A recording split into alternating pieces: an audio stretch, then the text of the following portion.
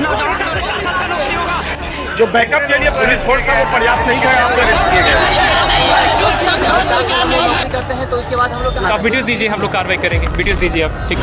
अग्निपथ सामे आक्रोश यथावत।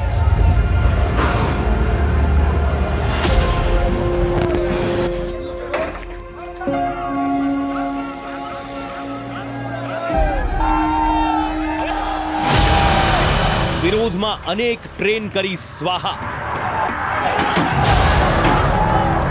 અનેક વાહનોને લગાવી આગ।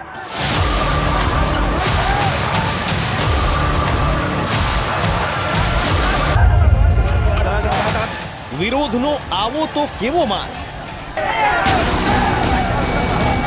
જેની છે દેશ સેવાની ઈચ્છા।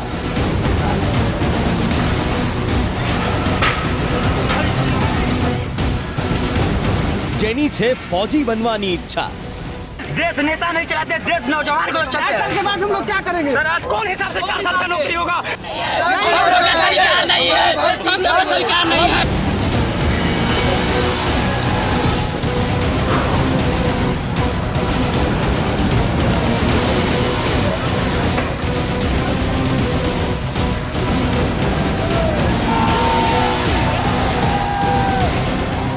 જેની છે દેશ માટે મરી છૂટવાની ઈચ્છા। जो बैकअप के लिए पुलिस फोर्स था वो पर्याप्त नहीं है, 4 साल हम लोग नौकरी करते हैं तो आप वीडियोस दीजिए, हम लोग कार्रवाई करेंगे। એ કેવી રીતે પહોંચાડી શકે દેશને નુકસાન। आंदोलन करते तो शांति से करते, वो थोड़ा ठीक रहता, लेकिन तोड़फोड़ से कोई देश का हित नहीं हो रहा है। દેશની રક્ષા માટે સૈન્યમાં સામેલ થવા ઈચ્છતો યુવાન દેશની સંપત્તિને આગ ન લગાવી શકે।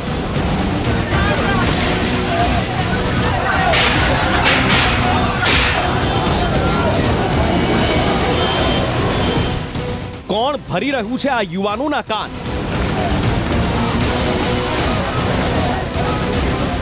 કોણ દોરી રહ્યું છે તેમને ગેરમાર્ગે?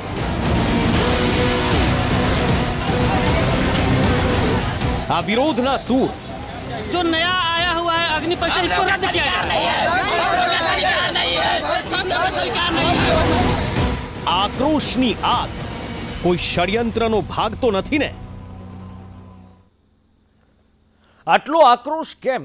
શું ખરેખર આ વિરોધ છે કે પછી કોઈ ષડયંત્ર?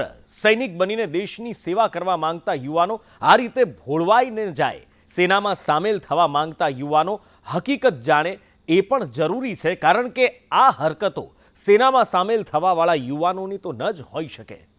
નમસ્કાર, આપ જોઈ રહ્યા છો સંદેશ ન્યૂઝ, તમારી સાથે સત્યની સાથે, સંદેશ વિશેષ સાથે હું છું નુપુર। જો આવી હરકતો સેનામાં સામેલ થવા માંગતા યુવાનોની ન હોય, જેમનામાં દેશભક્તિ હોય, એ યુવાનો ક્યારે આવી હરકતો ન કરી શકે, તો પછી કોના ઈશારે આ આગ લગાવાઈ રહી છે? દેશના 12 રાજ્યોમાં છેલ્લા 3 દિવસથી ભારેલા અગ્નિ જેવો માહોલ છે। યુવાનો જે દેશનું ભવિષ્ય છે, એ હાલ દેશનું વર્તમાન ખરાબ કરવામાં લાગ્યા છે। કોઈ ટ્રેન સળગાવી રહ્યું છે, કોઈ વાહનોને આગ ચાપી રહ્યું છે, તો કોઈ રસ્તાઓ ચક્કાજામ કરી રહ્યું છે। સેનામાં સામેલ થઈને દેશની રક્ષા કરવા માંગતા જાબાજ યુવાનો આવું કૃત્ય તો ન જ કરે એ નક્કી છે।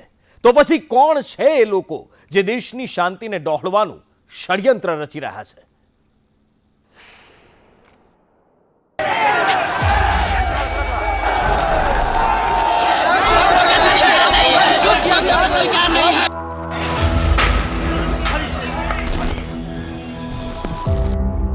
અગ્નિપથ પર આક્રોશ।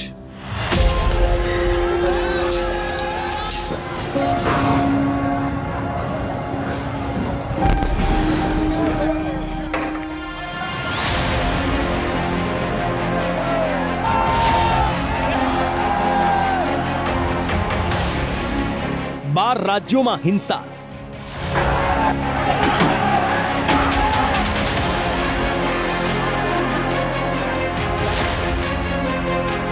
હિંસામાં 2ના મોત।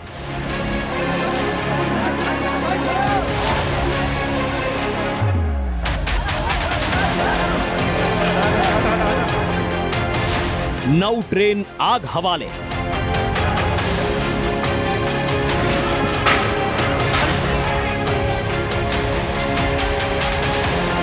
₹164 ટ્રેન રદ થતા હાલાકી।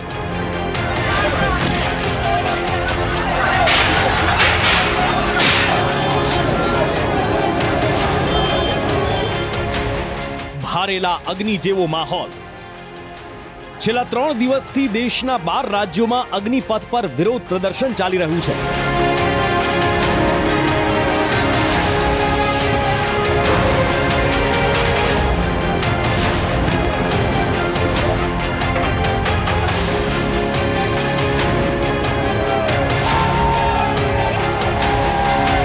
અગ્નિપથના વિરોધમાં રસ્તા પર ઉતરેલા યુવાનો ટ્રેનો ફૂંકી રહ્યા છે, વાહનો સળગાવી રહ્યા છે, પોલીસ પર હુમલો કરી સરકારી સંપત્તિઓને નુકસાન પહોંચાડી રહ્યા છે. વિરોધ પ્રદર્શનની આ શરૂઆત બિહારથી થઈ અને ત્યારબાદ તેની આગ અન્ય રાજ્યોમાં પ્રસરી.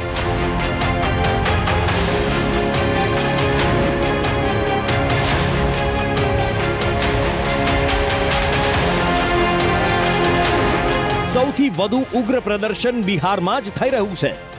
બિહારની રાજધાની પટના સહિત 25 જિલ્લામાં અગ્નિપથનો ભારે વિરોધ થઈ રહ્યો છે. દાનાપુર અને લખીસરાય સ્ટેશન સહિત 6 થી વધુ સ્ટેશનો પર આગચંપી કરવામાં આવી. અનેક જગ્યાએ પોલીસે ટોળાને વિખેરવા માટે ફાયરિંગ અને બળ પ્રયોગ પણ કરવો પડ્યો.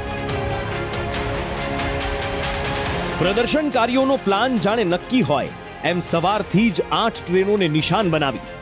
સમસ્તીપુરમાં 2, લખીસરાયમાં 2, દાનાપુર, આગ્રા અને સુપૌલમાં 1-1 ટ્રેનને આગને હવાલે કરવામાં આવી. તો બક્સર અને નાલંદા સહિત ઘણા જિલ્લાઓમાં રેલવે ટ્રેક પર આગચંપી કરવામાં આવી. આગ્રાના બિહિયા રેલવે સ્ટેશન પર પ્રદર્શનકારીઓએ સ્ટેશન પર લૂંટફાટ મચાવી. ટિકિટ કાઉન્ટરમાંથી 3 લાખની મત્તા લઈને ફરાર થઈ ગયા. આ સાથે જ તેલંગાણા, ઉત્તર પ્રદેશ, રાજસ્થાન, મધ્યપ્રદેશ, હિમાચલ પ્રદેશ, ઉત્તરાખંડ, પશ્ચિમ બંગાળમાં પણ ઉગ્ર વિરોધ પ્રદર્શન થયા. કેન્દ્રીય રેલવે મંત્રી અશ્વિની વૈષ્ણવે રેલવે સંપત્તિને નુકસાન ન પહોંચાડવા અપીલ કરી. તેમણે કહ્યું કે રેલવે આપની અને રાષ્ટ્રની સંપત્તિ છે, જેને નુકસાન ન પહોંચાડવું જોઈએ. मेरा निवेदन है सभी से, रेलवे आपकी संपत्ति है, राष्ट्र की संपत्ति है. इसको किसी भी तरीके से कोई नुकसान न हो, ये हम सब की जिम्मेदारी है. तो मेरा निवेदन है कि किसी भी तरह के वायलेंट प्रोटेस्ट न करें और रेलवे की संपत्ति को बिल्कुल भी नुकसान न करें. ये आपकी संपत्ति, आप ही की सेवा के लिए. जो बैकअप के लिए पुलिस फोर्स का वो पर्याप्त नहीं है. आप वीडियोस दीजिए, हम लोग कार्रवाई करेंगे. रक्षा मंत्री राजनाथ सिंहे પણ પ્રદર્શનકારીઓને અપીલ કરતા કહ્યું કે 2 વર્ષથી સેનામાં ભરતી થવાની તક નથી મળી શકી, જેના પગલે ભરતી પ્રક્રિયા રોકાયેલી છે. જેનો વિચાર કરીને સેનાએ અગ્નિવીરોની ભરતી કરવાનો નિર્ણય લીધો છે અને ઉંમર મર્યાદા પણ વધારી દીધી છે. યુવાનો હિંસા કરવાથી दूर रहे. इसलिए युवाओं के भविष्य को ध्यान में रखते हुए और उनके प्रति संवेदनशीलता दिखाते हुए प्रधानमंत्री जी के अनुमोदन पर सरकार ने फैसला किया है कि अग्निवीरों की भर्ती की आयु सीमा को इस बार बढ़ाकर 21 से 23 वर्ष कर दिया जाए. यह वन टाइम रिलैक्सेशन दिया गया है. इससे बहुत सारे नौजवानों को अग्निवीर बनने की पात्रता स्वतः मिल जाएगी.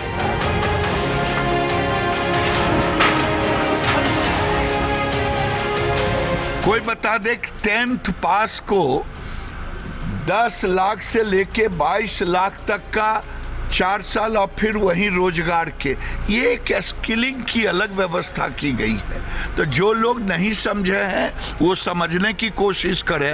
और जहां आंदोलन हुआ है वहां पहचाने कि गैर विद्यार्थी कौन. बिहार में सबसे ज्यादा हिंसा हो रही है. मैं तो कह दिया कि वहां आरजेडी के गुंडे करा रहे हैं. કેન્દ્ર સરકારે અગ્નિપથ યોજના હેઠળ ભરતી માટે અપર એજ લિમિટ 21 વર્ષથી વધારી 23 વર્ષ કરવાની જાહેરાત કરી છે. પણ આ છૂટછાટ માત્ર આ વર્ષે જ એટલે કે વર્ષ 2022 પૂરતી જ લાગુ રહેશે. સંરક્ષણ મંત્રાલય અનુસાર છેલ્લા 2 વર્ષમાં કોઈ ભરતી ન થવાના કારણે આ નિર્ણય લેવામાં આવ્યો છે. और फॉर्मेशंस इस परिवर्तन या अग्निपथ स्कीम को अपनाने के लिए पूरी तरह तैयार और उत्सुक है. हमारा ये भी प्रयास है कि जल्दी से जल्दी हमारे आखिरी जवान तक इस स्कीम के बारे में हम जानकारी उनको प्रदान करें. दूसरी बात, जहाँ तक युवाओं का सवाल है, मेरी ये राय है कि उनको ये स्कीम के बारे में पूरी तरह अभी तक जानकारी सही तरह से मिली नहीं है. एक बार ये समझ जाएंगे पूरे स्कीम के बारे में तो उन्हें विश्वास होगा कि यह स्कीम न सिर्फ युवाओं के लिए बल्कि राष्ट्र और भारतीय थल सेना तीनों के लिए फ़ायदेमंद और जरूरी। For the last 2 years we couldn't do any recruitment because the scheme was in the works. We are planning to get the scheme going. So therefore we wanted to give an opportunity for those youth who will otherwise miss out, who are between 21 to 23, who would have missed out. So we are giving a chance to them to become part of the Agniveer scheme and contribute to nation building, contribute to serving the country through becoming an Agniveer in the. इस योजना में भर्ती की आयु 17.5 से 21 साल रखी गई है। मुझे ये बताते हुए खुशी है कि पहली भर्ती के लिए उम्र की अपर एज लिमिट 23 साल कर दी गई है। इस चेंज से नौजवानों को फायदा होगा। मुझे भरोसा है कि युवा बड़ी संख्या में भर्ती के लिए સરકારે આ વર્ષે ઉંમરમાં વિશેષ છૂટ આપવાનો નિર્ણય કર્યો છે, તેમ છતાં શા માટે વિરોધ થઈ રહ્યો છે? શા માટે ટ્રેનો સળગાવવામાં આવી રહી છે? શા માટે વાહનોને આગને હવાલે કરવામાં આવી રહ્યા છે? શું આ વિરોધ કોઈ ષડયંત્રનો ભાગ તો નથી ને? કે પછી આ યુવાનોને કોઈ ગેરમાર્ગે દોરી રહ્યું છે?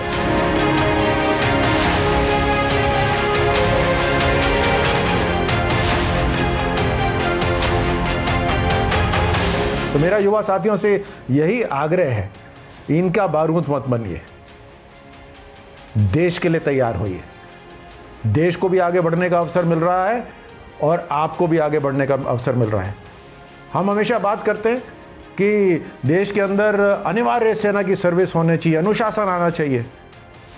हम कभी कभी ये भी बात करते हैं कि देखिए छोटे छोटे देश हैं जैसे इजराइल, हर नागरिक को वहाँ सेना की सर्विस करनी पड़ती है, कम से कम 2 साल अनिवार्य करनी पड़ती है और उसके बाद वो समाज में जाता है अपनी जो भी सर्विस करनी हो।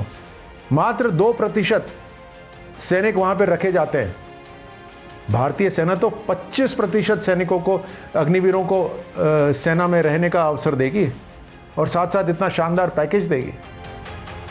અગ્નિપથના વિરોધની આગ વચ્ચે કેન્દ્રીય તપાસ એજન્સીઓએ તમામ રાજ્યોને એલર્ટ કરીને નિર્દેશ આપ્યા છે કે સોશિયલ મીડિયા દ્વારા અફવા ફેલાવી હિંસા ફેલાવવાનું આ ષડયંત્ર છે, જેના પગલે તમામ તૈયારીઓ રાખવામાં આવે જેથી હિંસાનો માહોલ ન સર્જાય અને અશાંતિ ન ફેલાય।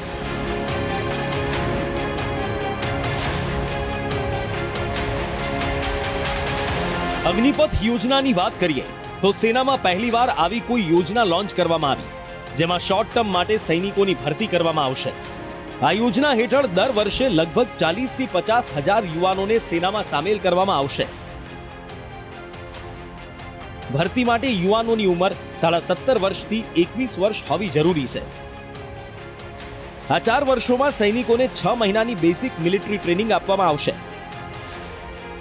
જેમને પહેલા વર્ષે 30,000, બીજા વર્ષે 33,000, ત્રીજા વર્ષે 36,500 અને ચોથા વર્ષે 40,000 માસિક વેતન આપવામાં આવશે।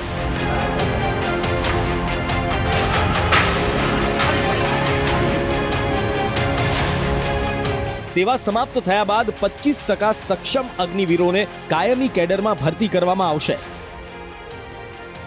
અને 75% અગ્નિવીરો છૂટા કરવામાં આવશે। અને છેલ્લા પોઈન્ટ પર જ ઉમેદવારો હાલ દેશભરમાં પોતાનો આક્રોશ ઠાલવી રહ્યા છે, પણ સેના પાસે તેનો પણ જવાબ છે કે 4 વર્ષની ટ્રેનિંગ પછી તેઓ પોલીસ અને પેરામિલિટરી જેવી સેવામાં સહેલાઈથી જોડાઈ શકે છે। બ્યુરો રિપોર્ટ, સંદેશ ન્યૂઝ।